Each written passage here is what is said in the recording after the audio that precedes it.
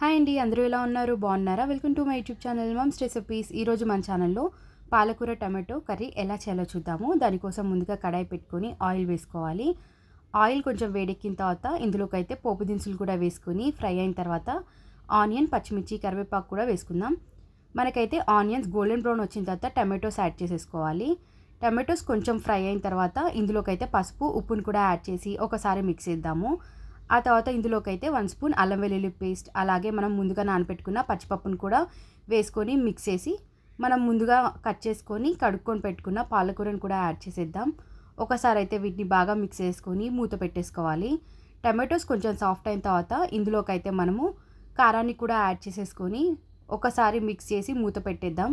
ఒక 5 నిమిషాలు అయితే ఇది బాగా మగ్గిన తర్వాత మనమైతే మూత ఓపెన్ చేసి మిక్స్ చేద్దాం. ఇప్పుడైతే మనకి ఆయిల్ పైకి వస్తుంది కదా, ఈ టైంలో స్టవ్ ఆఫ్ చేసుకోవాలి.